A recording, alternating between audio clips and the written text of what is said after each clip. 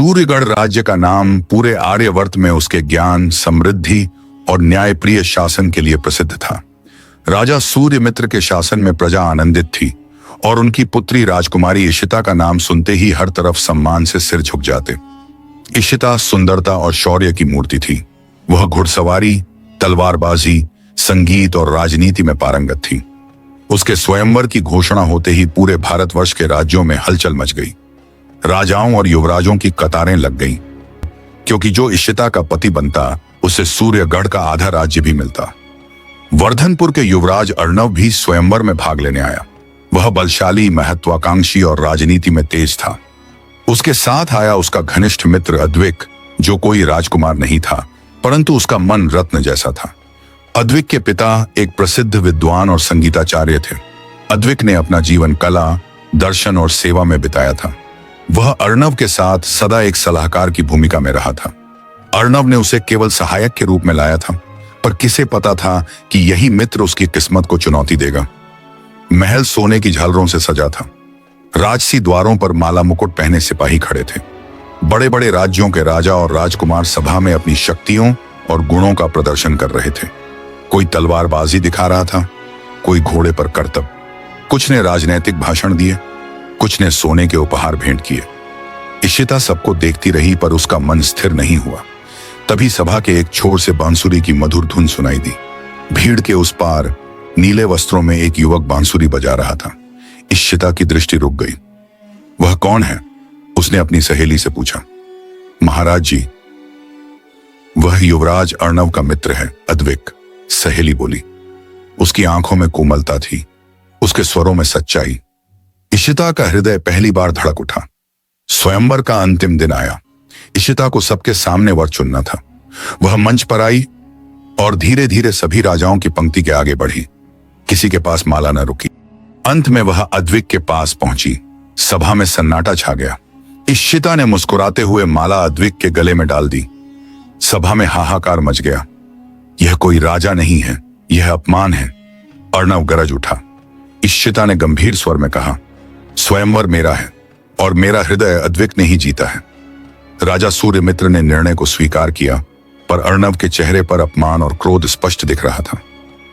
स्वयंवर के बाद महल में उत्सव थे, पर अर्णव भीतर ही भीतर सुलग रहा था। उसने सोचा, कैसे कोई तुच्छ कलाकार मुझसे श्रेष्ठ हो सकता है। एक रात वह अद्विक को लेकर महल के बाहर गया और छल से उसे गिरफ्तार करवा दिया।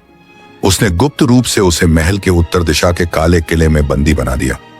फिर वह राजा सूर्यमित्र के पास गया और कहा, महाराज, अद्विक एक जासूस है। मेरी सेना के गुप्तचरों ने उसके षड्यंत्र पकड़े हैं। राजा हैरान रह गए, पर अर्णव ने झूठे दस्तावेज और गवाहों का सहारा लिया। अद्विक बंदी बना लिया गया।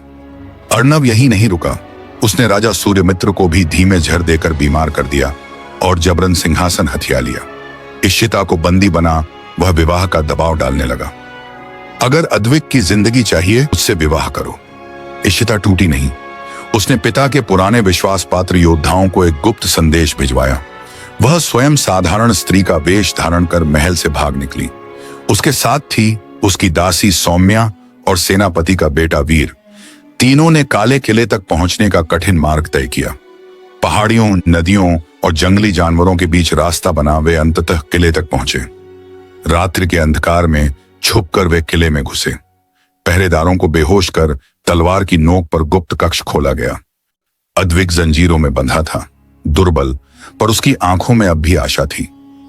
इशिता, उसने कांपते स्वर में कहा। हाँ, मैं आ गई, इशिता ने कहा और जंजीरें तोड़ दी।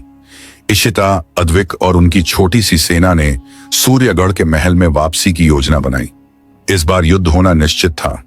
अर्णव को जैसे ही खबर मिली कि इशिता अद्विक के साथ वापस आ रही है, उसने पूरी सेना तैनात कर दी। राज्य के अधिकांश सैनिक इशिता के साथ थे। युद्ध हुआ, तलवारें टकराई, खून बहा और अंततः अर्णव हार गया। उसके सामने इशिता और अद्विक खड़े थे। तुमने मेरे पिता को जहर दिया, मेरे प्रेमी को बंदी बनाया और मेरे राज्य पर अधिकार किया, इशिता बोली, परंतु मैं तुम्हें मृत्यु नहीं, न्याय दूंगी। अर्णव को वर्धनपुर लौटने का आदेश दिया गया और जीवन भर राजनीति से दूर रहने की सजा सुनाई गई। राजा सूर्यमित्र को बचा लिया गया और धीरे धीरे वे स्वस्थ होने लगे। उन्होंने अपने राज्य का उत्तराधिकारी इशिता को घोषित किया और अद्विक को शिक्षा और कला मंत्रालय का प्रमुख बनाया। कुछ महीनों बाद पूरे सूर्यगढ़ में इशिता और अद्विक के विवाह का उत्सव मनाया गया। वह विवाह सच्चे प्रेम, साहस और विश्वास का प्रतीक बन गया। राज्य ने नया युग देखा, जहां न्याय, कला और प्रेम का शासन था और सूर्यगढ़ की गाथा वर्षों तक गाई जाती रही।